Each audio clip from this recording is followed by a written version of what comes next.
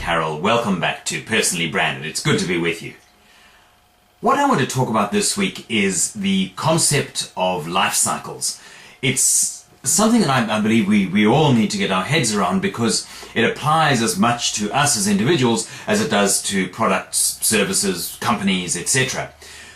Now, any good brand marketer will tell you that a product or service brand goes through a life cycle, which usually follows a set pattern. And that pattern is normally that in the early stages, the product starts off perhaps a little bit slowly, but as impetus gains, if it's successful, growth will happen fairly exponentially and hopefully happen at a fairly steep curve.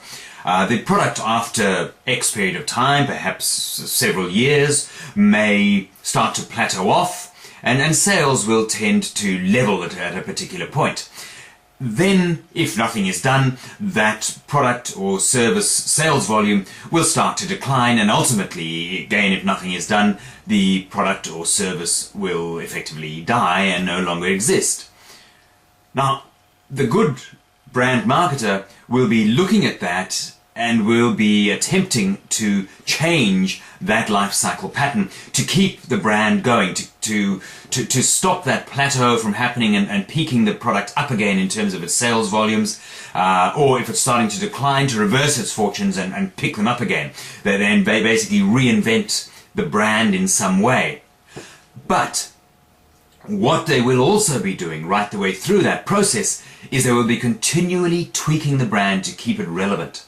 And brands that we know about that have been around a long time will have been very carefully tweaked over the period of their lives. Now, I can still remember my first lesson that I learnt in brand marketing. I was working for the Unilever group of companies, and I can recall being taken into a training room, and at the back of the room there was a long line of boxes of washing powder, and the same brand. And they dated back 50-something years, and the object was they were showing us how the packaging of that product had been tweaked over time. And if you looked at the first product that came out, the packaging, the box of the first product that came out, and compared it to the one that was the most modern and current one, you would probably have thought they were totally different products. But they weren't. They were the same brand.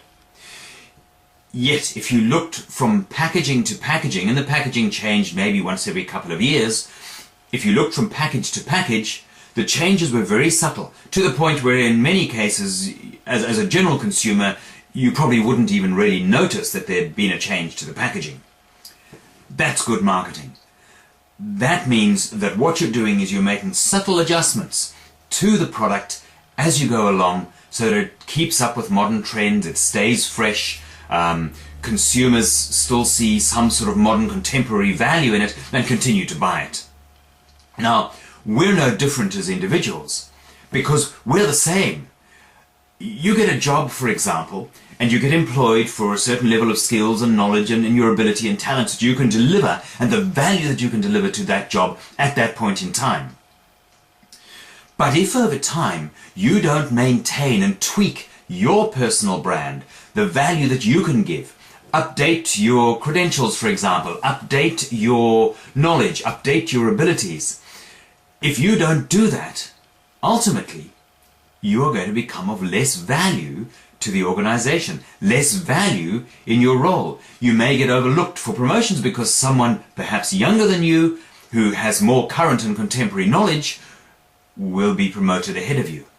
Or you may continue to be promoted, but ultimately your value is really deteriorating, and we see that a lot. So my recommendation is, having gone through the last 8 episodes of Personally Branded and having worked through that personal branding process, it's really important not to put that on the back burner now and say, well, I've worked through that, I've got a good understanding of it, and I'm happy with my current personal brand, and I'll live with that.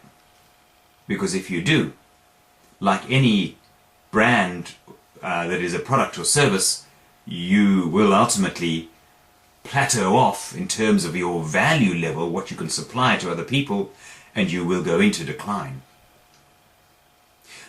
That's not only bad from a job point of view, it's bad from your personal and psychological point of view. Because all of us need to feel we're making a meaningful contribution. Look at how many people retire and wither away and die and the statistics have changed recently, but certainly they used to be for men. I don't know for women. I'm sure it would be pretty similar now. But for men, certainly, men who retired at 60 very often were dead by the age of 64 or 65.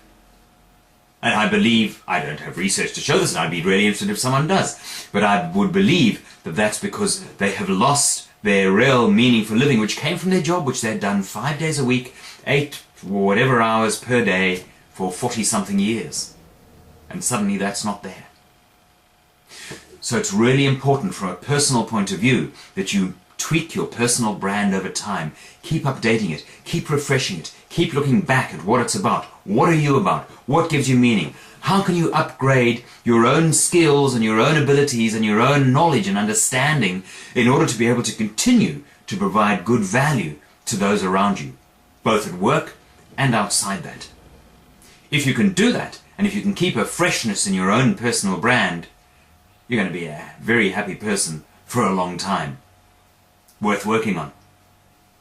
Thanks for being with me. I'm John Carroll. See you next week.